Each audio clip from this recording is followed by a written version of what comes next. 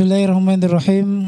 Innal hamdalillah nahmaduhu wa nasta'inuhu wa nastaghfiruh wa na'udzu billahi min shururi anfusina wa min sayyiati a'malina. May yahdihillahu fala mudilla lahu wa may yudlil fala hadiya lahu. Asyhadu an la ilaha illallah wahdahu la syarika lahu wa asyhadu anna Muhammadan abduhu wa rasuluhu sallallahu alaihi wasallam wa ala alihi wa sahbihi wa man walah, amma ba'd. Alhamdulillahi rabbil alamin. Kita selalu memanjatkan kesyukuran kita kepada Allah Subhanahu wa taala karena atas izin dari Allah, atas limpahan rahmat, inayah dan hidayah pada kita semua. Alhamdulillah, pada malam hari ini setelah kita melaksanakan sholat maghrib berjamaah, kita melanjutkan kajian tematik, dan insya Allah kali ini judulnya ialah 7 faedah akhlakul karimah. Kita akan membahas tentang akhlakul karimah dan keutamaannya. Hal ini para jamaah semua, jamaah Masjid Ar-Rahmah, bahwa akhlakul karimah itu hasil dari keimanan. Sehingga Rasulullah SAW menyatakan innama bu'itsu liutammima makarimal akhlak. Sesungguhnya aku diutus untuk menyempurnakan akhlak-akhlak yang baik, untuk menyempurnakan akhlak-akhlak yang mulia. Maka kita harus memahami bahwa setelah akidah yang sahih, kemudian iman yang kuat, maka buahnya adalah akhlakul karimah. Dan di sini kita akan membahas tentang faedahnya. Yang ini akan ada dalam kehidupan setiap orang mukmin, setiap orang Islam yang mempunyai akhlakul karimah. Dia akan mendapatkan 7 hal ini dalam kehidupannya. Yang 7 hal ini akan menjadi keberkahan di dunia dan di akhirat. Baik.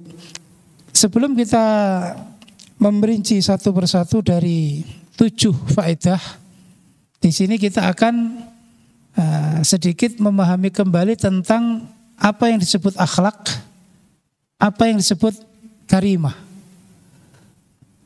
Kalau masalah faedah itu adalah keutamaan, itu adalah kefadholan, itu adalah hal-hal yang istimewa yang akan kita dapatkan. Kemudian yang perlu kita pahami yang pertama di sini disebut akhlak atau juga disebut khuluq. Karena manusia itu ada al-khalqu, ada al-khuluq. Khalqu itu fisik, sedangkan khuluq itu adalah sifat. Al-khuluq atau al-akhlak dalam bahasa Arab itu mengandung beberapa poin. Yang pertama yang disebut hayatun rasikhatun fi nafsi. Fi nafsi. Itu sesuatu atau keadaan yang betul-betul menancap, mendarah daging di dalam jiwa. Itu disebut akhlak. Jadi ketika kita menyebut akhlak mukmin, berarti itu hal yang menancap dalam jiwanya, yang tidak akan lepas. Istilahnya tabiat, karakter, yang itu tidak akan lepas. Itu namanya akhlak. Yang kedua adalah yazduru anhal adid minal af'al bisaklin sahil, bisaklin sahlin wa muyassir atau muyassar.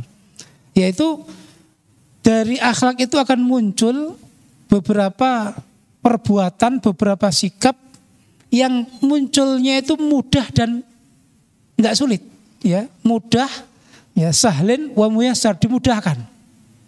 Artinya apa? Orang yang punya akhlak berarti dia akan menampakkan akhlaknya itu dengan refleks, tanpa perjuangan, tanpa banyak pertimbangan, tanpa didorong-dorong. Seperti orang yang punya akhlak dermawan, maka kedermawannya itu tidak perlu dinasihati dulu, dimotivasi dulu, nggak perlu, karena itu sudah muncul dalam jiwanya yang keluar begitu saja. Sebelum yang lain bergerak, dia sudah di depan. Nah, itu namanya akhlak berarti. Seperti sahabat Abu Bakar As-Siddiq ketika Nabi Muhammad bersama keluarganya Bani Hashim ya, diboikot oleh orang Quraisy. Yang mereka harus bertempat di pinggir Mekah, tidak boleh beli makan, tidak boleh beli minum. Ya, sampai akhirnya sebagian harus memasak ya, kulit yang sudah jadi, ya sudah disamak, artinya sudah jadi tempat minuman itu dimasak lagi untuk dimakan. Karena nggak ada makanan. Saat itu ya, Abu Bakar As-Siddiq terkenal dengan sifat dermawan. Ya. Orang-orang ingin berlomba-lomba. Ya, pagi hari itu siapa yang paling pertama memberi sedekah kepada keluarga Nabi? Umar bin Khattab setelah sholat subuh langsung pergi ke rumah, menyiapkan barangnya, menyiapkan makan, pergi ke kawasan yang Rasulullah dan bersama Bani Hashim diboikot oleh orang Quraisy. Perasaannya ya, Umar bin Khattab paling dulu. Begitu nyampe ternyata sahabat Abu Bakar sudah bagi-bagi. Sudah bagi-bagi. Mungkin sebelum sholat subuh sudah siap, begitu sholat subuh langsung pergi duluan. Nah, kalau Umar kan habis sholat subuh persiapan dulu. Nah, ini namanya akhlak. Jadi keluar dengan ya, otomatis, dengan refleks, tanpa ya, kesulitan. Ya, dunal hajati litarawi wa tafkir, tanpa pertimbangan, tanpa banyak pemikiran, nggak bimbang sama sekali. Nah, ini disebut akhlak. Maka kita dengan istilah akhlak ini kita harus menanyakan diri kita, ya kira-kira sifat apa saja yang ya, kita ini berbuat tanpa perlu dinasehati, tanpa perlu didorong-dorong, tanpa perlu diingatkan.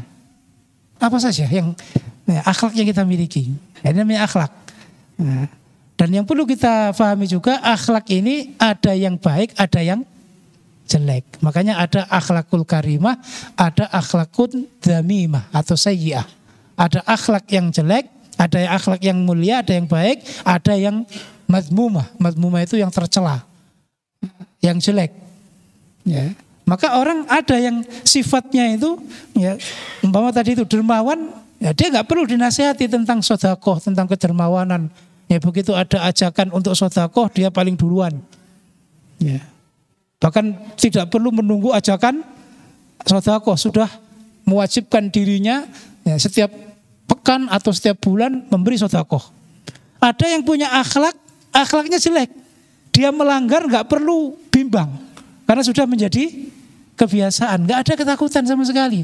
Dia menipu, dia mencuri, dia menyakiti orang, itu nggak perlu. Wah, bagaimana nanti kalau dosa?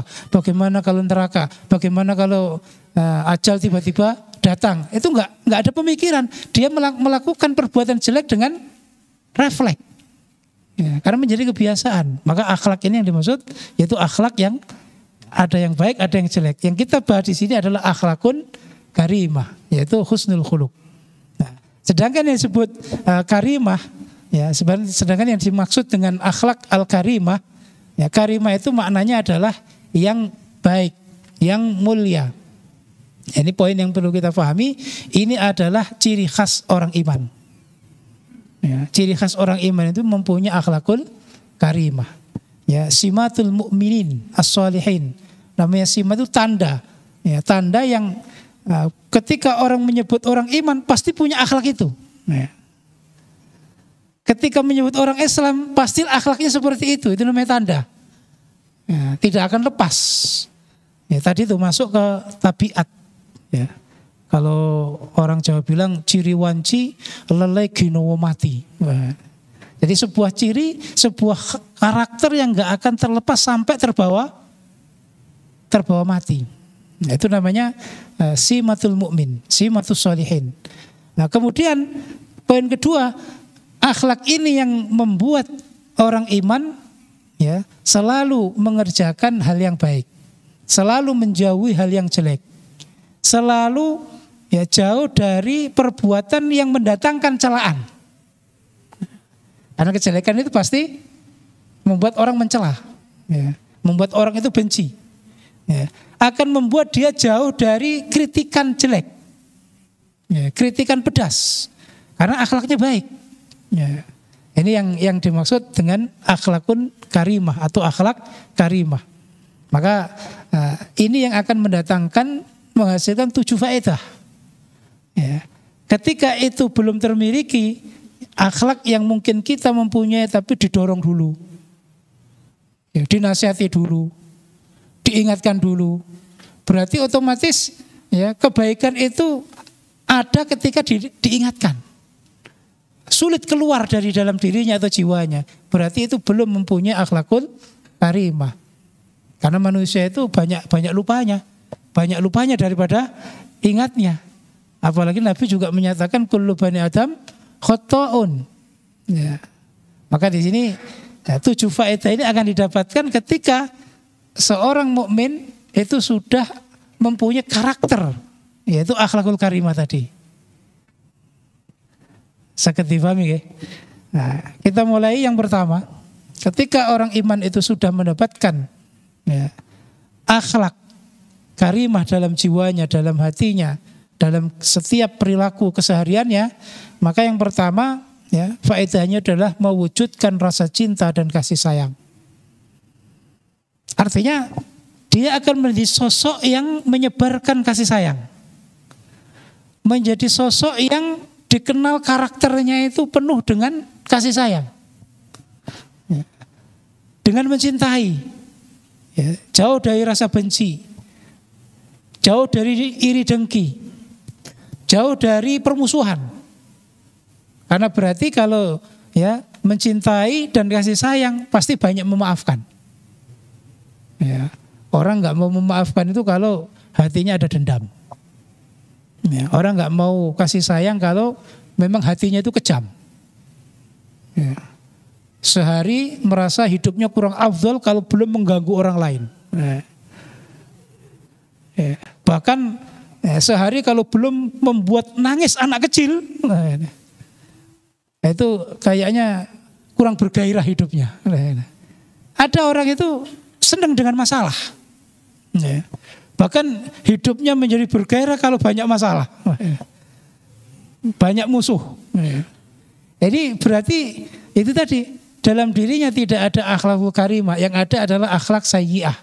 Sehingga jauh dari rasa cinta dan kasih sayang. Maka di sini Allah menyatakan dalam surat Fussilat, qala Allah Ta'ala wala tastawil hasanah wala sayyi'ah. Ya. Tidaklah sama kebaikan dengan kejelekan. Kejelekan ya al-hasanah wasaya itu enggak mungkin sama. Idfa billati hiya ahsan, maka balaslah ya, dengan yang lebih baik. Artinya ketika engkau mendapatkan perbuatan yang tidak mengenakkan, mendapatkan perbuatan jahat dari orang lain, maka balaslah dengan yang lebih baik. Artinya apa? Tidak membalas dengan kejelekan, memaafkan dan bahkan memberi atau membalas dengan yang lebih baik. Fa idzal ladzi bainaka wa bainahu adawah, maka saat itu ketika engkau membalas dengan yang lebih baik, antara engkau dan antara dia yang ada permusuhan, ka'annahu waliyyun hamim. Ya, sebagaimana seakan-akan sesungguhnya dia itu adalah kekasih yang dekat.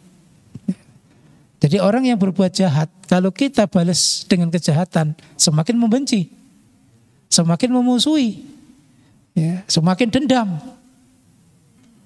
Ya, setiap saat akan berusaha mencari ilham bagaimana menghancurkan kita. Ya, bahkan bila perlu mendatangkan orang-orang yang bisa mendapatkan, bisa memberi ya, usulan-usulan untuk bagaimana menghancurkan kita. Ya, kalau kita membalas dengan kejelekan yang sama. Ketika kita balas dengan kejelekan, ya kejelekan itu kita balas dengan kebaikan, maka akan berubah menjadi kekasih yang sangat dekat. Dan itulah yang dicontohkan oleh Rasulullah SAW. Orang-orang Quraisy, bangsawan Quraisy, ya, tokoh-tokohnya Quraisy, bahkan orang-orang biasanya orang Quraisy itu sangat membenci Rasul asalnya. Ya, bahkan Rasulullah ya, diputuskan dalam sidang parlemen mereka. Orang Quraisy itu punya gedung parlemen namanya Darun Nadwah. Ya, Darun Nadwah. Mereka selalu bermusyawarah bagaimana menghancurkan, menyingkirkan Nabi Muhammad karena dianggap ya, merusak ya, tradisi mereka, agama mereka. Diputuskan saat itu bahwa Nabi Muhammad kalau bisa dibunuh. Ya. Kalau nggak bisa ditangkap. Ya, ditangkap saja. Kalau nggak bisa, diusir. Pokoknya keluar dari Makkah. Semua sepakat, dari semua kabilah Makkah, itu sepakat. Ya. Maka dipraktekkanlah yang pertama. Bagaimana kalau bisa dibunuh? Maka semua ada perwakilan dari masing-masing kabilah. Ya, bisa kita bayangkan. Semua suku di Quraisy ya, mengirim satu perwakilan untuk membunuh Nabi Muhammad. Untuk apa? Agar nanti saat keluarga Nabi Muhammad menuntut, ya, darahnya Nabi Muhammad mereka nggak bisa, karena sudah menjadi kesepakatan. Semua kabilah sudah ada perwakilan. Ya, nggak bisa dituntut karena dalam hukum jahiliyah juga ada. Ya, hukum di Qisas itu juga ada. Ya, karena bagaimanapun orang Quraisy agama mereka itu ada dari warisan agama Nabi Ibrahim, cuman banyak dirubah. Kita bayangkan Rasul ditarget seperti itu, dan Allah memberi keselamatan, yaitu pada saat Rasulullah memerintah Ali bin Abi Thalib untuk tidur di tempat tidurnya, dan beliau pergi dengan sahabat Abu Bakar ke Gua Thur, dan selamatlah berjalan ke Madinah. Keadaan seperti itu membuat Nabi tidak dendam. Membuat Nabi tidak membalas dengan keputusan yang sama. Kalau nanti saya menguasai Mekah, saya bantai habis. Ya. Nabi nggak ada tekad seperti itu. Sehingga pada saat tahun 8 Hijriah, Fathul Makkah, Nabi masuk dengan semua sahabatnya tanpa ada perlawanan dari orang Quraisy, tanpa ada halangan dari orang Quraisy, karena mereka sudah menyerah. Ya, Nabi bisa menguasai mereka, Nabi juga bisa saja berbuat apa saja kepada mereka, tapi ternyata Nabi malah mengumumkan siapa yang masuk ke rumahnya dia selamat. Siapa masuk ke rumahnya Abu Sufyan dia selamat. Siapa yang berada di Masjidil Haram dia selamat. Orang-orang yang mentarget membunuh Rasulullah SAW di Darun Nadwah, Nabi tidak membalas dengan kejam. Coba kalau kita yang diberi kesempatan seperti itu.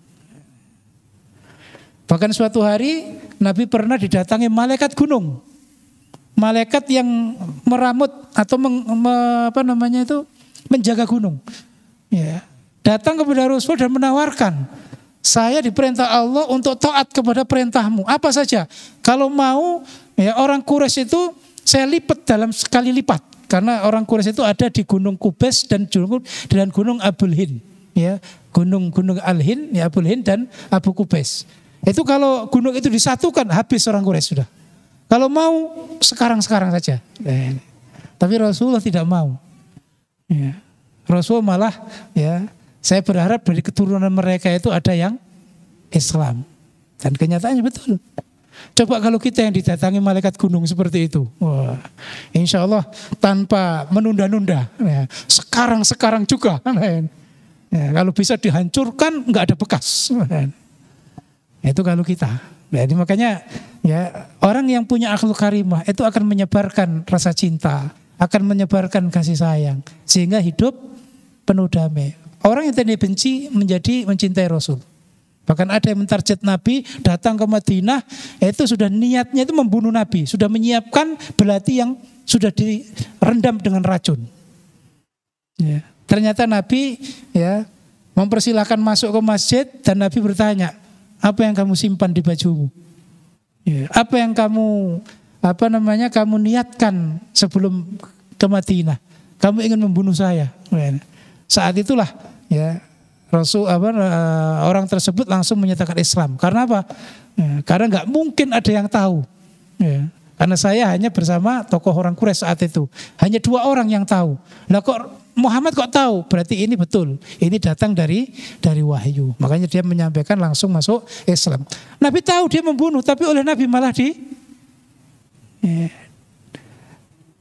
istilahnya diterima dengan baik. Silakan masuk masjid. Ya. Silakan. Apa yang mau dikerjakan. Seperti itu, itulah namanya ya, menyebarkan rasa cinta, menyebarkan kasih sayang, itu akan membuat kehidupan itu ya lebih membahagiakan. Nah, inilah yang perlu kita wujudkan ya dengan akhlakul karimah. Yang kedua, mendatangkan cintanya Rasulullah Shallallahu Alaihi Wasallam. Seorang mukmin yang mampu ya, mewujudkan akhlakul karimah dalam jiwanya, dalam karakternya, dalam kesehariannya, maka dia akan mendapatkan cintanya Rasul. Dan Rasulullah yang nanti menyeleksi siapa yang masuk surga. Ya. Karena umatnya itu, ya umat Nabi Muhammad akan ditunggu oleh Nabi di telaga Kautsar. Yang nanti bisa melewati, masuk ke jembatan Shirathul Mustaqim, ya, jembatan masuk surga itu harus melewati telaga Kautsar. Dan itu dijaga Nabi kita. Maka bisa dipastikan ketika ada umatnya yang dicintai Nabi, maka akan diterima oleh Nabi. Dipersilahkan minum telaga Kautsar, dan ketika sudah minum tidak akan pernah haus selamanya. Dan dia bisa melanjutkan proses perjalanan masuk surga, yaitu melewati jembatan. Maka ini pentingnya akhlakul karimah. Ya, membuat kita akan diterima oleh Rasulullah SAW karena Rasul mencintai setiap mukmin yang berakhlakul karimah. Yaitu Rasulullah bersabda, Inna min ahabbikum ilayya, sesungguhnya orang yang paling aku cintai, ya dicintainya kalian padaku, artinya yang paling aku cintai, wa aqrabikum minni majlisan yaumal qiyamah, dan yang paling lebih, ya paling dekat tempat duduknya denganku di hari kiamat. Berarti kedudukan paling dekat dengan Nabi, ya, yaitu ahasinakum akhlaqo, yang paling baiknya kalian akhlakon akhlaknya. Kita kembali kepada definisi akhlak tadi, yaitu sebuah sifat yang mewujudkan perbuatan yang baik tanpa kesulitan, ya, tanpa banyak pertimbangan. Itu akan mendapatkan cintanya Nabi dan duduk dekat dengan Nabi di hari kiamat. Ya. Nabi adalah pembela di hari kiamat. Nabi itu syafi' musaffa. Nabi itu adalah seorang Nabi yang diberi hak bisa mensafaati. Ya, dan memang diberi hak untuk syafaat karena Nabi ditawari dua hal. Milih di antara satu ini, di antara dua ini. Yang pertama, separuh umatnya masuk surga, apa milih syafaat. Kemudian Nabi memilih syafaat. Karena kalau separuh ya sudah, separuh masuk surga, separuh neraka. Nabi nggak mau umatnya separuh masuk neraka. Nabi memilih syafaat, dengan begitu umatnya akan lebih banyak masuk surga karena akan dibela oleh Nabi. Ya. Jadi kita harus memahami bahwa di akhirat itu adalah pengadilan maha besar. Ya, kalau kita sering lihat pengadilan-pengadilan di mahkamah, ya, pengadilan-pengadilan di ya, ruang sidang, ya, ruang pengadilan itu pengadilan kecil, pengadilan dunia. Tapi nanti di akhirat itu adalah pengadilan maha besar. Semua umat, semua manusia akan diadili. Dan Rasulullah akan berdiri membela umatnya. Siapa yang paling dibela? Yang paling dicintai dan yang paling dekat dengannya. Duduk bersama Nabi. Maka bisa dipastikan keselamatannya. Termasuk tadi itu, pasti akan dipersilahkan minum telaga Kautsar. Karena proses hari kiamat itu kan mulai dari bangkit, berkumpul di mahsyar, ya, itu sudah kepanasan kalau tidak dekat dengan Nabi, ya, tidak mempunyai amalan andalan, ya, tidak punya kebaikan, tidak akan dinaungi. Kemudian nanti ada yaumul hisab, dihitung amalnya, mana yang banyak, yang mana yang lebih banyak, ya, kebaikan apa kejelekannya. Kemudian juga dihitung, ya, bukan dihitung, ditimbang, ya, dihisab juga ditimbang. Baru setelah itu telaga Kautsar. Ya. Kalau kebaikannya ada, dia melewati telaga Kautsar. Ada umatnya Nabi yang ditolak. Ya, Nabi inginnya segera disuruh minum, tapi oleh malaikat ditahan, nggak bisa. Ini umatmu ini nggak bisa. Kenapa? Karena ternyata banyak melakukan hal yang baru, bid'ah, yang tidak dilakukan oleh Rasulullah. Yang itu dijadikan agama. Itu ditolak. Ya. Tapi kalau orang yang mempunyai akhlakul karimah, ya, dia akan diterima oleh Rasulullah. Karena ini tadi yang paling dicintai oleh Nabi dan paling dekat duduknya di hari kiamat. Mudah-mudahan Allah senantiasa memberi pertolongan pada kita untuk mewujudkan akhlakul karimah, agar kita ditunggu oleh Rasulullah di hari kiamat. Kita dibela dan kita dipersilahkan meminum, ya, air minumnya telaga Kautsar. Amin. Ini yang kedua. Barang siapa yang ingin mendapatkan cintanya Nabi, ya, itu akan Nabi memastikan.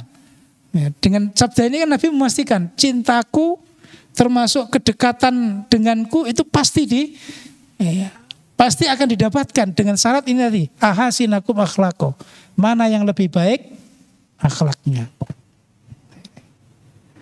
Ini yang kedua. Yang ketiga. Faedah dari akhlak karimah adalah mendapat ridho dan cintanya Allah Subhanahu wa taala. Ya, selain kita mendapat cintanya Nabi, dekat dengan Nabi, ya, yang lebih afdal lagi adalah kita mendapat ridhonya Allah, kita mendapat cintanya Allah. Inilah puncak tujuan, ya, hidup kita, ibadah kita, ya, puncak dari harapan kita, ya, kita mendapat ridhonya Allah. Ya, ibtighu amardhatillah. Kita mendapatkan cintanya Allah, mahabbatullah. Karena dengan begitu, ya, kita akan mendapatkan semuanya. Karena Allah adalah Rabbul Alamin. Allah yang mempunyai semesta alam. Kalau kita sudah dekat dengan yang punya alam semesta, ya, berarti kita berpotensi mendapatkan semuanya. Ya, makanya kan ada kata hikmah itu qatafaqqat, ya, kulla syai'. Mungkin kamu akan kehilangan semuanya. Ya. Walakin, ya, Allah daiman ma'ak. Allah akan selalu bersamamu. Maka kun daiman ma'allah. Ya, teruslah bersama Allah. Fa kullu syai' ma'ak. Nah, ini. Kalau engkau selalu bersama Allah, maka semuanya pasti bersamamu, gak akan terpisah. Karena Allah yang mempunyai. Ya. Tapi kalau kita itu tidak selalu bersama Allah, meskipun kita punya segalanya, apalagi kita membuat Allah murka, bisa saja dalam sekejap semua hilang. Ya, dalam sedetik, 2 detik semua musnah. Ini yang perlu kita pahami, bahwa dengan mendapat cinta dan ridhonya Allah, berarti kita akan mendapatkan semua jenis kebahagiaan, puncaknya kebahagiaan. Maka Rasulullah menyatakan di sini, ahabbu ibadillahi ilallah ahsanuhum khuluqa. Nah, Rasulullah menyatakan paling dicintanya hambanya Allah kepada Allah adalah yang paling baiknya mereka, ya, khuluqan, perbuatannya atau akhlaknya. Mana yang paling baik, mana yang paling bagus akhlaknya, maka itulah yang paling dicintai oleh Allah Subhanahu wa ta'ala.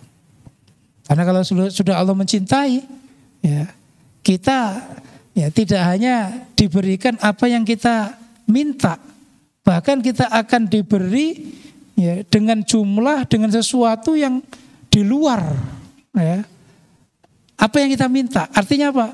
Melebihi dari apa yang kita minta. Ya, makanya kan ahli ilmu juga banyak memberi resep kalau ibadah itu, ya, jangan hanya, ya, ingin mendapatkan kefadolan. Contohnya, ya, banyak istighfar supaya rezekinya banyak. Ya itu boleh-boleh saja, karena itu termasuk keutamaan. Saya tak haji karena orang haji itu nggak akan melarat. Ya, dia haji tujuannya supaya tidak jatuh miskin. Itu sah-sah saja. Tapi itu terlalu kecil. Karena berarti yang dipikirkan yaitu masalah dunia. Saya tak banyak istighfar karena orang istighfar itu akan, ya, dapat rezeki dari hal yang dia nggak tahu. Ya, ya, min haitsu la yahtasib. Ya. Kalau orang istighfarnya banyak, permasalahan akan, ya, dapat solusi yang terbaik. Jadi dia istighfar hanya untuk menghadapi, ya, masalah dunia. Itu sudah cukup, itu juga baik daripada yang nggak istighfar. Ya. Tapi nilainya lebih kecil. Lebih besar bagaimana? Ibadah untuk menggapai cintanya Allah. Ya. Maka orang yang seperti itu orang yang lebih konsisten dalam ibadah. Itulah al-muhibbun, orang-orang yang mencintai Allah. Ibadahnya lebih awet. Seperti yang dilakukan oleh Rasulullah SAW. Kalau Nabi mencari sorga, Nabi sudah dijamin sorga. Kalau Nabi mencari kebahagiaan, Nabi semua dijamin bahagia. Ya, meskipun mungkin kehidupannya jauh dari kemewahan seperti Rasulullah SAW, tapi Nabi bahagia. Sehingga apa? Cintanya Nabi itu kepada Allah membuat Nabi ibadah sepanjang malam. Sampai kakinya bengkak, lututnya bengkak, telapak kakinya bengkak. Saking lamanya berdiri dan saking lamanya sujud. Nah, ini kan menunjukkan cinta. Ketika ditanya oleh Ibu Aisyah, kenapa masih ibadah pada sudah jelas surganya? Nabi menjawab, yaitu Nabi mengatakan, afala aku nu abudan syakura. Bukankah aku ini hamba yang bersyukur? Itu adalah ibadah yang didasari rasa cinta kepada Allah, bersyukur kepada Allah. Kalau tujuan ibadah itu hanya rezekinya banyak, ya dia istighfar begitu kaya, berhenti istighfarnya. Karena tujuannya rezekinya banyak. Ketika dapat masalah, ya istighfarnya sepanjang malam. Begitu selesai, ya ma'assalamah, tidur sepanjang malam. Ya, ini berarti ya ini tadi berarti belum mendapat ridho dan cintanya Allah. Dia sendiri ibadahnya tidak ya didasari dengan landasan cinta dan ridho kepada apa yang diberikan oleh Allah. Maka inilah nomor 3 dari faedah akhlakul karimah. Yang keempat, faedah dari akhlakul karimah ialah bukti kesempurnaan iman seseorang. Bukti kesempurnaan iman seseorang. Bahwa orang yang mempunyai akhlakul karimah, imannya itu sempurna. Rasulullah SAW yaitu bersabda, akmalul mu'minina imanan, ya, lebih sempurnanya orang iman, ya keimanannya yang paling sempurnanya, ya, orang iman yang imannya paling sempurna, yaitu ahsanuhum khuluqo, yang paling baik dari mereka khuluqon, akhlaknya. Jadi skor iman yang paling tinggi, kuota iman yang paling banyak, ya, tebalnya iman yang paling tebal, ya, itu semua dimiliki oleh orang iman yang mempunyai akhlakul karimah, ya, mempunyai akhlakul karimah. Wa khiyarukum linisaihim, dan pilihan kalian adalah pilihannya kalian pada istrinya. Artinya standar akhlakul karimah itu dimulai dari orang terdekat. Kalau seorang istri yang kehidupan, ya, sehari-harinya bersamanya mengakui kebaikannya, luar dalamnya dia tahu kebaikannya, maka bisa dipastikan orang itu orang yang baik. Karena banyak, ya, di mata khalayak, ya, di mata masyarakat baik, tapi menurut istrinya tidak baik. Ya. Cuman karena istrinya takut, ya, tidak mau membongkar aibnya. Ya. Seperti itu berarti hanya tampilan, berarti bukan akhlak yang yang masuk ke dalam jiwa. Maka standar kebaikan seseorang itu bisa dinilai dari orang terdekat, terutama yaitu dari pasangannya, dari istri, atau kalau perempuan dari suaminya. Jadi standar dari Rasulullah SAW bahwa iman yang sempurna itu dibuktikan dengan akhlakul karimah. Kenapa? Karena akhlak itu meliputi 3 hal. Nah, ini yang perlu kita cermati dan perlu kita koreksi diri kita. 3 hal itu, ya, akhlak itu akan muncul, yaitu al-akhlak ma'allah yang pertama. Akhlak bersama Allah, yaitu ibadahnya bagaimana, kedekatannya dengan Allah, takarrubnya bagaimana, tawakalnya, sabarnya, husnudzonnya. Itu yang menunjukkan akhlak. Kalau ternyata dia husnudzon kepada Allah bahwa hidupnya pasti akan mendapatkan yang terbaik, mungkin ya dia menilai dia mengalami ini ya selalu memberatkan kehidupannya, membuat dia susah, tapi dia menilai ini yang terbaik, ini adalah pilihan Allah, pasti ada hikmahnya. Berarti itu mempunyai akhlakul karimah. Tapi ketika dia marah-marah, Allah betul-betul tidak adil. Ya. Saya sudah ibadah, saya sudah banyak melakukan kebaikan, tapi hidup saya masih begini-begini saja. Ya. Kemudian dia menyalahkan. Ya, qadar begitu kejam. Maka itu berarti suudzon kepada Allah. Maka itu adalah akhlak yang jelek, bukan akhlakul karimah. Ibadahnya orang yang akhlakul karimah kepada Allah khusyuk. Ya, ketika dia takbir Allahu Akbar, maka semua yang ada dalam pikiran tentang dunia, semua aktivitas yang ada di dunia itu kecil karena Allah yang paling besar, sehingga bisa konsen, bisa khusyuk, hatinya bisa tenang saat sholat. Tapi kalau setelah Allahu Akbar masih memikirkan dagangannya, masih memikirkan tokonya, masih memikirkan bisnisnya, masih memikirkan hutangnya, lah ini yang paling banyak ini. Tidak bisa membuat jiwanya tenang. Berarti masih belum mempunyai akhlakul karimah. Karena kita sholat itu menghadap Allah.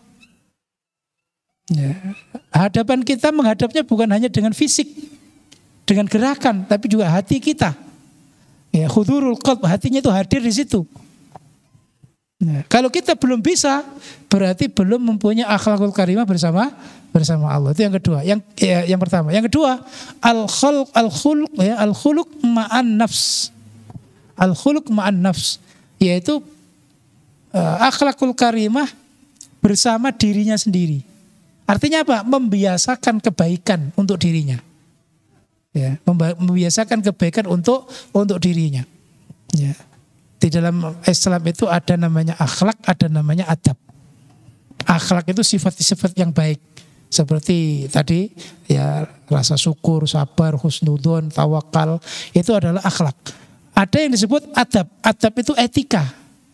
Dan orang iman, etika adab ini diatur dalam syariat dari mulai bangun tidur sampai tidur lagi. Kalau dalam tidur nggak diatur. Karena dalam tidur manusia itu tidak ditulis amalnya. Jadi umpama tidur kok teman sebelahnya itu dihantemi umpama, itu nggak bisa dikisos. Karena dulu pernah saya itu tidur, pas mondok dulu, teman sebelah saya mimpi sepak bola. Jadi kepala teman kita yang duduk, yang tidur di bawah kita itu ditendang terus, ditendangi berkali karena pikirannya dalam mimpi itu dia main sepak bola. Nah begitu bangun semua mau balas nggak boleh, karena itu dalam mimpi kan amalan ketika tidur itu tidak ditulis, termasuk nggak ada kisos, nggak ada kisos. Nah ini jadi akhlak setelah ma'allah itu ma'an nafs. Bagaimana diri kita berbuat baik, menyematkan etika-etika yang baik dari kita bangun tidur sampai tidur lagi. Semua ada adabnya. Bangun tidur apa adabnya? Ada doanya. Masuk kamar mandi ada caranya, ada doanya. Keluar juga begitu. Berpakaian, makan, keluar dari rumah, di perjalanan, di kendaraan. Semua ada aturannya. Untuk diri kita. Dan yang ketiga, adab itu, akhlak itu adalah ma'al khalq.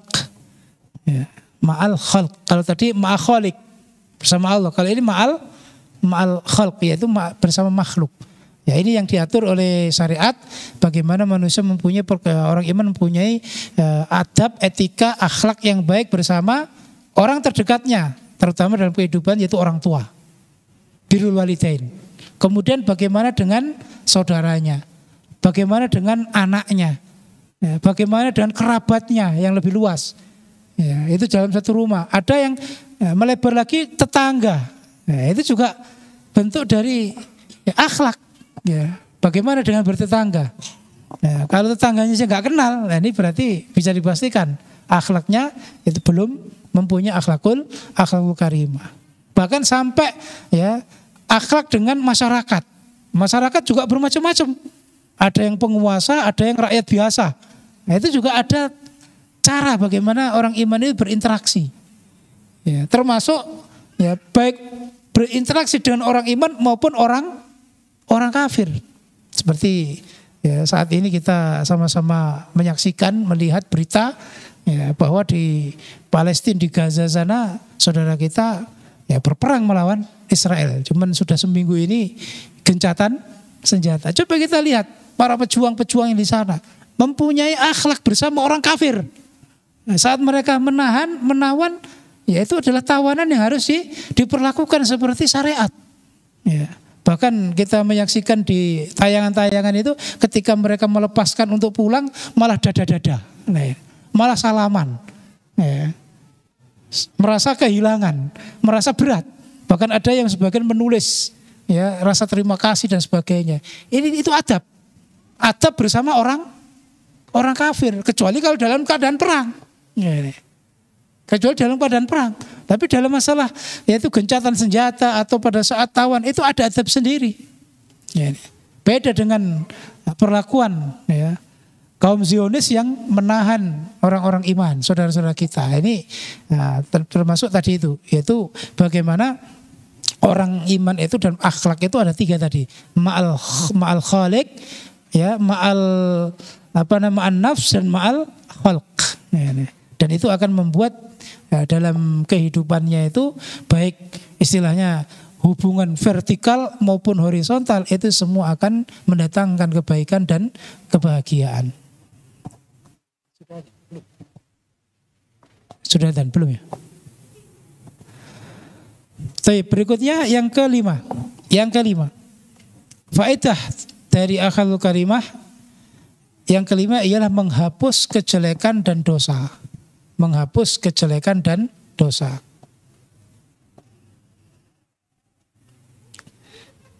Rasulullah SAW menyatakan, ittaqillaha haitsu kunta. Takutlah kepada Allah dimanapun engkau berada. Wa atbi'is sayyi'ata al-hasanah tamhuha. Ikutkanlah artinya supaya diiringi kejelekan dengan kebaikan. Artinya ketika berbuat jelek supaya segera melakukan kebaikan. Tamhuha, maka kebaikan itu akan menghapus kejelekan. Innal hasanat yudhibunas sayyi'at. Kebaikan itu akan menghapus kejelekan. Wa khaliqin nas ya bi khuluqin hasan. Dan supaya ya, bergaul dengan manusia, khaliq itu khalid, ya, bergaul, berinteraksi ya, dengan manusia dengan akhlak yang baik, ya, dengan akhlak yang baik. Jadi jelas bahwa di sini ketika orang itu berbuat kejelekan, kemudian mengiringi dengan kebaikan, maka akan dihapus.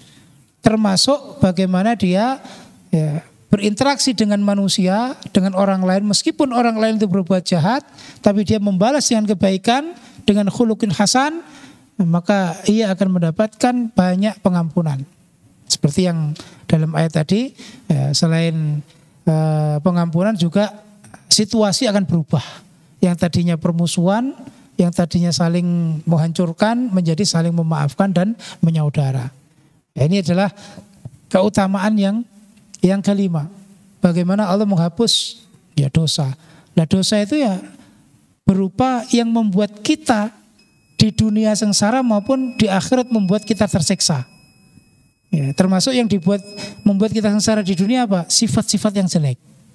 Orang kalau ya tidak berinteraksi dengan baik, maka hatinya dipenuhi dengan kebencian, dipenuhi dengan permusuhan. Gandengannya adalah dengki. Gandengannya adalah dendam, maka hidupnya akan energinya habis untuk itu. Ya, sehingga ibarat orang terbebani dengan banyak ya beban, maka dia akan sulit melakukan kebaikan. Orang kenapa malas ibadah? Karena banyak dosa. Nah dosa itu dari mana? Dari sifat yang jelek. Ya, seperti umpama orang punya dendam, itu adalah api yang membakar di hati. Ketika api membakar di hati, dia selalu berpikir bagaimana menghancurkan orang yang dibenci. Sehingga energinya habis. Untuk sholat, malas. Karena energinya sudah habis. Untuk ibadah, ya nggak ada kekuatan. Tiap hari energinya akan tersedot, akan terhabiskan dengan untuk bagaimana dia menghancurkan orang lain. Makanya resep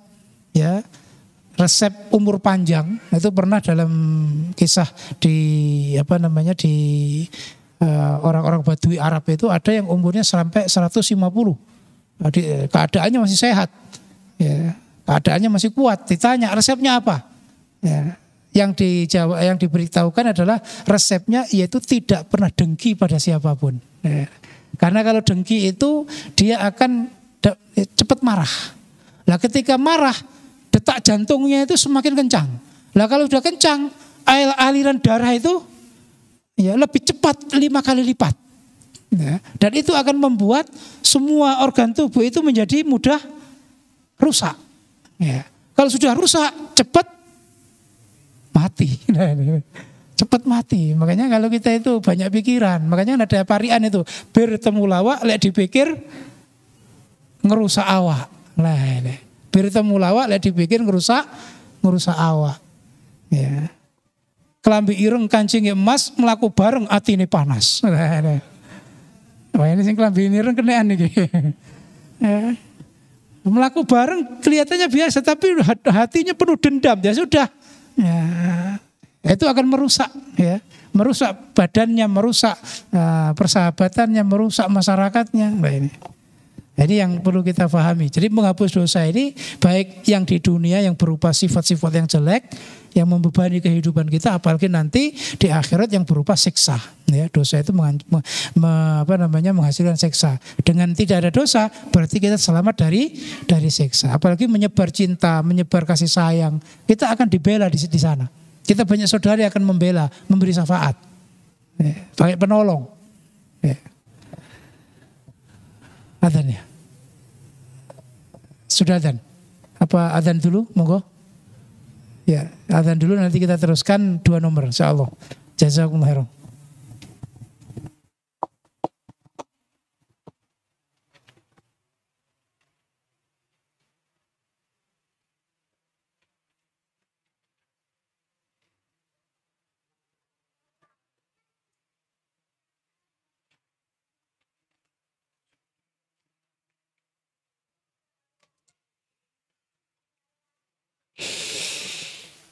Allahu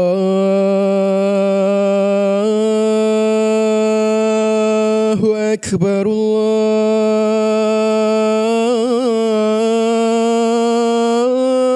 Allahu Akbar, Allahu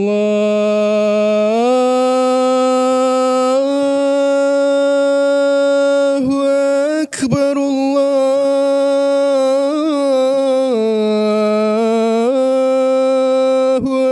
Akbar. Asyhadu an la ilaha illallah.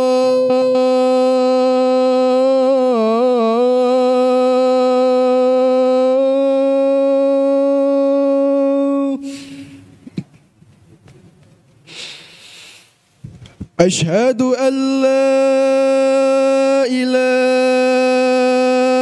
illallah.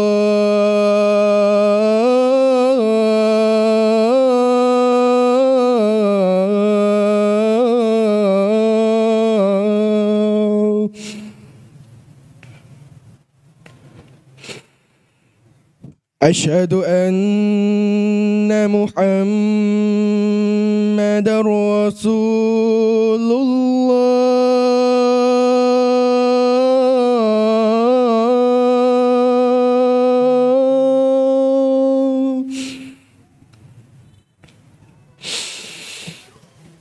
Asyhadu anna Muhammadar Rasulullah.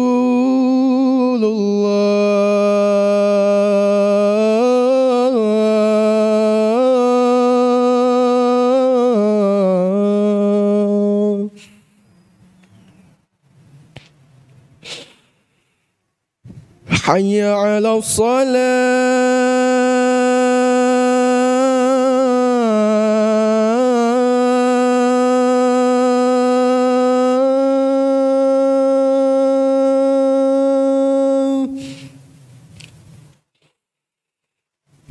Hayya 'alas salah.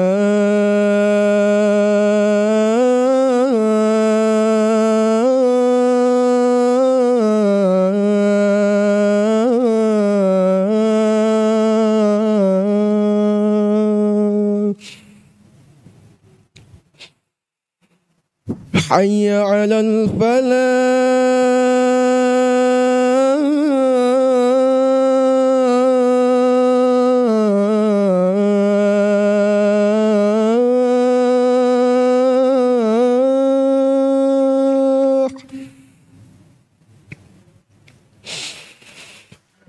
Hayya 'alal falah.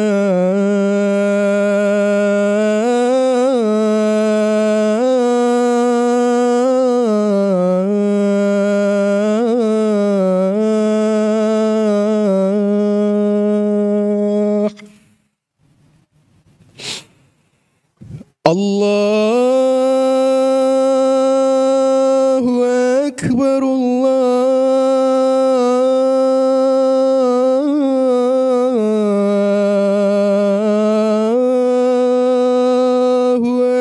Akbar. La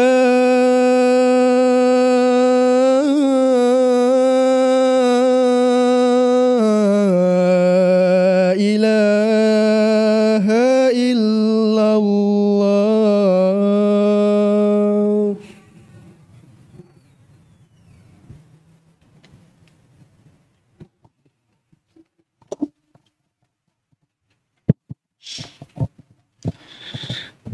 Kita lanjutkan poin yang keenam, faedah dari akhlakul karimah, yaitu melipat gandakan pahala. Seorang mukmin yang memiliki akhlakul karimah maka memiliki pahala yang tidak terhitung. Detik demi detik, menit demi menit yang dia lewati, yang dia lalui, hari demi hari, bulan, tahun yang dia lewati, semua menghasilkan pahala. Karena sudah akhlakul karimah sudah ada dalam jiwanya. Kalau sudah ada dalam jiwa berarti hatinya dipenuhi dengan kebaikan. Maka lesannya akan berkata dengan kebaikan. Perilakunya juga akan menunjukkan perilaku yang baik. Dia akan juga menyebarkan kebaikan. Ya. Maka itu menjadikan dia pahalanya berlipat ganda. Ya. Tidak terhitung. Sehingga otomatis apa yang didapatkan nanti di hari kiamat yaitu sesuatu yang tidak terhitung juga, yaitu pahalanya luar biasa. Maka Rasulullah SAW menyatakan, innal mu'min la yudriku bi husni khuluqihi darajatas shaimil qa'im. Sesungguhnya orang iman niscaya, Nabi menyatakan la yudriku, artinya niscaya menjumpai ya, dengan akhlakul karimahnya itu derajatnya orang yang puasa terus dan sholat terus. Jadi as-shaim qa'im ini orang yang tidak berhenti puasa, tidak berhenti sholat. Setiap saat puasa, setiap saat sholat. Itu akan dikejar oleh orang yang mempunyai akhlakul karimah. Berarti pahalanya luar biasa. Dan kita supaya juga memahami, mempunyai akhlak karimah berarti ya dia mengejawantahkan kebaikan dalam kesehariannya. Baik kepada Allah, kepada orang lain maupun kepada dirinya sendiri. Kepada Allah berarti dia selalu dalam ibadah. Kepada orang lain berarti dia selalu berbuat baik, tidak pernah menyakiti. Karena ada orang itu di mana-mana ya, di sini bikin resah, pindah ke sana bikin musibah. Pindah lagi ya, bikin masalah. Jadi hidupnya itu penuh dengan keresahan ya. Sehingga pada saat dia sakit nggak ada yang menengok, malah alhamdulillah, biang keroknya nggak ada. Pada saat meninggal, ya bukan innalillah tapi alhamdulillah, malah syukuran. Orang kalau pamitan, ya pindah tempat itu kan, wah istilahnya banyak yang kehilangan. Nah, ini malah enggak. Ya, kalau bisa secepatnya, dibantu kalau bisa, mobilnya, kendaraannya dibantu, segera pindah. Ya, karena apa? Itu tadi bikin resah, bikin masalah, bikin musibah. Kepada dirinya juga sama. Orang yang tidak mempunyai akhlak karimah berarti dia akan malas beribadah. Ya, dia tidak punya ya mempraktekkan adab-adab Islam. Ya, bangun tidur sudah yang dilakukan maksiat. Nanti menjelang tidur maksiat lagi. Ya. Bahkan sampai tidur juga maksiat. Artinya apa? Yang dipikirkan itu kemaksiatan. Makanya orang yang akhlakul karimah akan bisa mempunyai pahala yang berlipat ganda. Nah, yang perlu kita fahami di sini, kenapa? Ya, orang yang berakhlakul karimah itu mendapatkan pahala yang besar. Jadi kita memahami bahwa memang akhlakul karimah punya pondasi. Dan kalau pondasi-pondasi ini itu ada, itu pasti atau bisa dipastikan dia itu selalu dalam kebaikan. Ya, menurut Imam Ibnu Qayyim, Ya, pondasi akhlakul karimah itu ada 4. Artinya kalau orang punya akhlakul karimah, 4 ini ada dalam dirinya. Sehingga dalam kesehariannya itu pasti menghasilkan kebaikan dan itu penuh dengan pahala. Ya, 4 pondasi akhlakul karimah. Yang pertama adalah as-sabru. Ya. Inna husnal khuluq yaqumu ala arba'ati umur asasiyah. Akhlak itu akan terbangun dari 4 pondasi. Yang pertama adalah as-sabru. Kenapa sabar? Karena dengan sabar orang bisa selalu ibadah kepada Allah. Makanya ayatnya ya ayyuhalladzina ista'inu bis-sabri was-shalah. Ya. Kalau kita nggak sabar, kita nggak akan ke masjid. Kita nggak akan selalu sholat 5 waktu dalam sehari. Ya, kalau kita nggak sabar, kita nggak mau bangun malam untuk ibadah. Tapi kalau kita sabar menahan diri kita, menahan hawa nafsu kita, ya kita akan sukses. Ke orang lain juga sama. Kalau kita sabar, kita tidak pernah dendam. Disakiti malah kita membalas dengan kebaikan. Ya. Dalam diri juga kalau kita punya kesabaran, kita bisa mengekang diri kita nggak maksiat. Ya. Karena termasuk sabar itu ada as-sabru anil maksiyah. Sabar menghadapi atau saat menghadapi kemaksiatan, nggak melakukan. Maka sabar ini pondasi akhlakul karimah. Sehingga dengan sabar ini semua kebaikan akan didapatkan. Yang kedua pondasinya adalah al-iffah. Ya. Setelah as-sabar adalah wal-iffah. Iffah itu adalah sifat sifat menjaga diri. Dia akan terus berusaha menjaga dirinya tidak jatuh dalam kejelekan. Sehingga di sini menjaga orang ya tidak berkata seenaknya, tidak berbuat semaunya. Ya, karena kalau berkata seenaknya dia akan mendapatkan banyak masalah, banyak musibah. Ya, orang bertengkar, orang sampai terjadi pembunuhan itu gara-gara ya ucapan. Seperti beberapa waktu yang lalu di daerah Gresik atau mana itu, ya, 2 orang yang ya sama-sama bekerja di restoran, ya, yang satu ini istilahnya kalau bahasa Kediri itu gojloki terus, gojloki itu? Membuli, ya, membulinya itu dengan ya body shaming, ya, karena temannya itu gemuk, ya, tiap hari dikatakan yang boboho, yang yang sumo, yang ini. Ya mungkin perasaannya itu biasa, tapi ternyata yang diomong itu dendam. Suatu saat pulang dari kerja dia minta ikut, ya begitu di tempat sepi dia minta berhenti, begitu berhenti dihantam dengan palu pokoknya benda keras ya kepalanya langsung mati.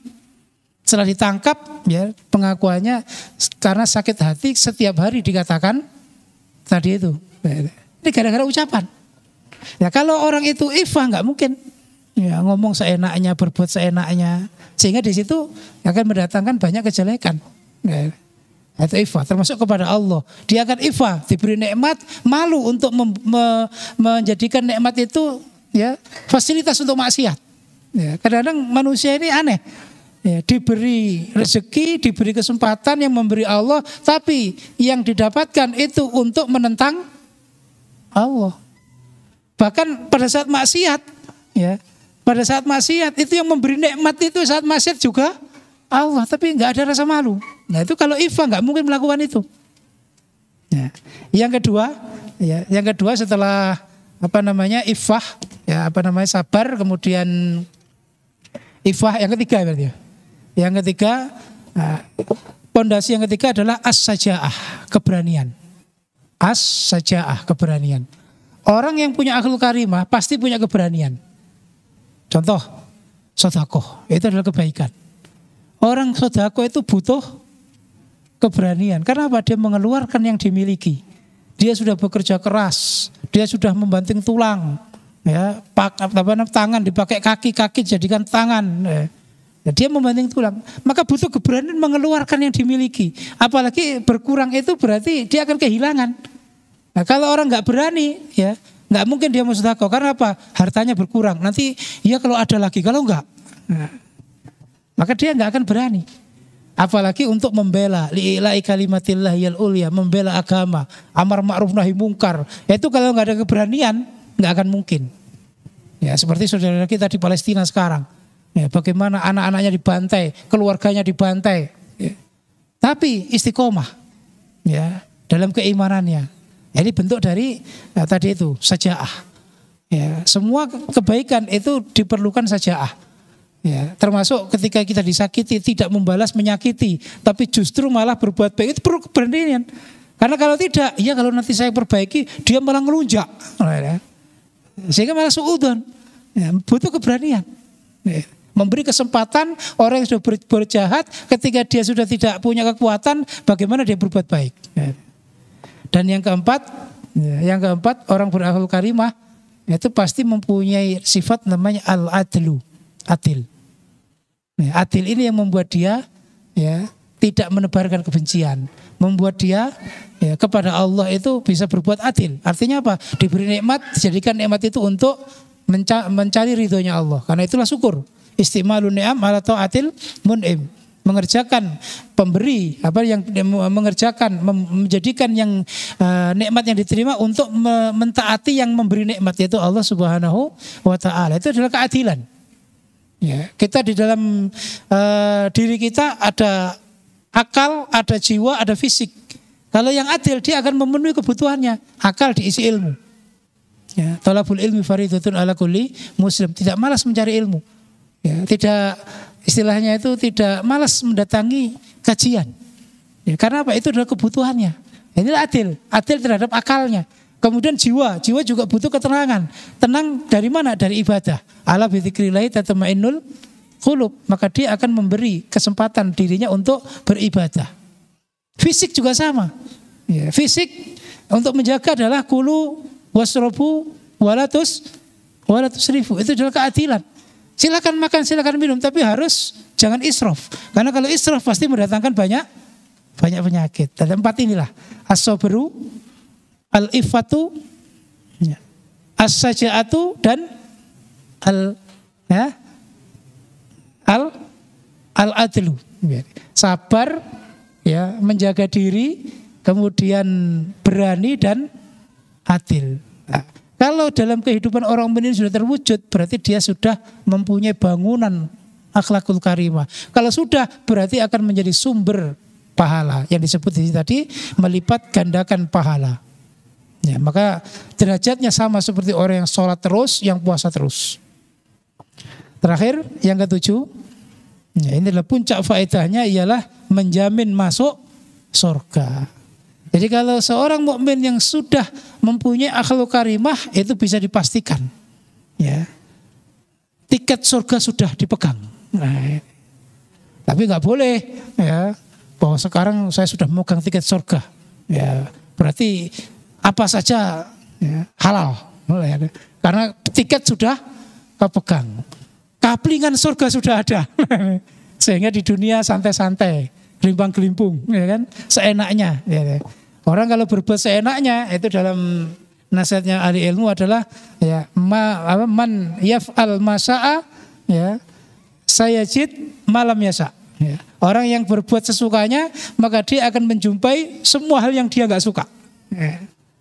Orang yang berbuat sesukanya maka dia akan menjumpai semua hal yang tidak dia suka. Inginnya nanti bahagia, ingin nantinya sejahtera, tapi nyatanya Allah memberi penderitaan, apalagi nanti di akhirat. Maka di sini akhlak karim itu menjamin masuk surga. Ini tidak tazkiyah, ini tidak mensucikan diri, karena ini ada dalilnya. Su'ila Rasulullah SAW. Nabi ditanya, an aktsari ma yudkhilun nas al jannah. Ya, Nabi ditanya tentang apa yang paling banyak yang membuat manusia masuk surga. Jadi dari semua amalan yang paling banyak menghantarkan manusia ke surga itu apa Nabi? Qala, bersabda Nabi, taqwallah wa husnul khuluq. Yaitu takwa kepada Allah, ketauhidan, ya, keimanan, kemudian wa husnul khuluq, ya, budi pekerti yang baik. Ya. Betul-betul memang budi pekerti yang luhur, ya, bukan budi luhur tapi hanya ucapan, nah, hanya istilah. Ya. Tapi memang budi pekerti yang luhur, budi pekerti yang mulia. Maka jelas di sini bahwa kenapa dikatakan orang iman yang sudah punya takwa dan budi pekerti yang luhur itu pasti surganya. Karena itu tadi. Ya, kita lihat yang 1 sampai 6 tadi. Ya, dia mewujudkan kasih sayang, dia mendapatkan cintanya Nabi, mendapatkan cinta dan ridhonya Allah. Ya, imannya berarti sempurna. Ya, karena setelah takwa kok punya husnul khuluq berarti sempurna sudah. Ya, ibarat pohonnya subur berbuah. Ya, ada buahnya, ada hasilnya. Ibarat bisnis, ya, istilahnya memang ada usahanya, ada hasilnya. Karena ada bisnis itu usahanya kelihatannya lancar, tapi ternyata tekor. Ternyata tekor, dihitung-hitung nggak ada untungnya ternyata. Nah ini kemudian juga menghapus kejelekan, menghapus dosa, ya, termasuk mendatangkan semua pahala. Ini menunjukkan bahwa ya, itulah tiket-tiket yang betul-betul menghantar ke surga. Ya. Tapi tetap ya tiket itu akan berlaku kalau keadaan husnul khotimah. Jadi ahlul karimah itu dijaga, ketakwaan ahlul karimah dijaga sampai ya, ajal menjemputnya, ya, sampai ajal menjemputnya. Terakhir yang perlu kita tekankan di sini, kenapa menjadi tiket surga? Alasannya kenapa? Selain tadi saya sampaikan, itu mewujudkan semua faedah tadi, ya. Orang yang berakhlak karimah pasti di dunia itu melakukan 3 hal. Pasti di dunia itu melakukan 3 hal setelah takwa ini. Ya. Dan 3 hal ini yang membuat dia terjamin surganya. Yang pertama ialah al-muhafadhah. Dia selalu menjaga, ya, menjaga imannya, menjaga ketakwaannya, ketauhidannya, ya, dia menjaga akidahnya, dia menjaga akhlakul karimahnya, dia menjaga ya ciri khas karakter orang iman, ya. Dia akan menjaga. Dia juga menjaga haknya Allah, haknya orang lain, haknya keluarga, haknya orang tua, anak, tetangga, semua akan dijaga. Karena akan melakukan muhafadzah. Yang kedua, ya, orang yang berakhlak karimah dia akan melakukan yang disebut mujahadah. Ya, dia akan berusaha sekuat tenaga untuk mendapatkan yang terbaik. Ya. Allah menyatakan fastabiqul khairat, maka dia berusaha mengerahkan semua kemampuan, ya, untuk bisa mengejar kebaikan. Ya. Kalau nggak bisa, ya musabaqah, berlomba, minimal lari cepat, fafirru ilallah, lari cepat. Kalau nggak bisa lari cepat, minimal fas'au ila dzikrillah, jalan cepat, jangan jalan santai. Karena di alam Quran, ya di Quran, di hadis nggak ada perintah ibadah dengan famsu, ya, dengan jalan santai itu nggak ada. Minimal fas'au tadi, yaitu jalan cepat. Kecuali cari dunia itu harus santai. Ya.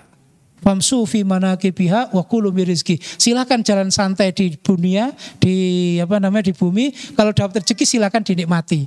Karena kalau dunia kita nyarinya itu berlomba atau lari cepat atau jalan santai, hasilnya sama.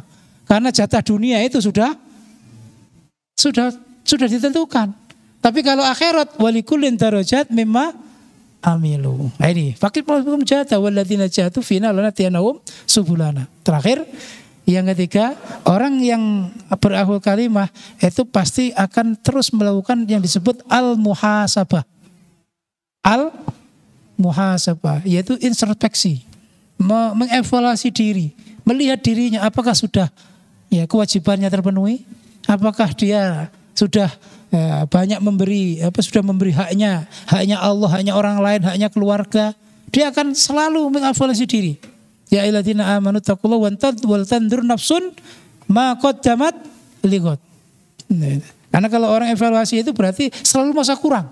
Kalau selalu masa kurang berarti selalu berusaha menutupi kekurangan. Berarti selalu berusaha terus-menerus. Makanya kan orang yang muhasabah inilah alamat amalnya diterima. Min alamati qabulil hasanat al-hasanatu ba'daha. Tanda diterima amal itu setelah melakukan satu kebaikan, dia melakukan kebaikan-kebaikan selanjutnya. Karena apa? Merasa kurang. Makanya sifatnya orang iman oleh Allah dinyatakan dalam surat Mu'minun, ya walladzina atau wa qulubuhum wajilah.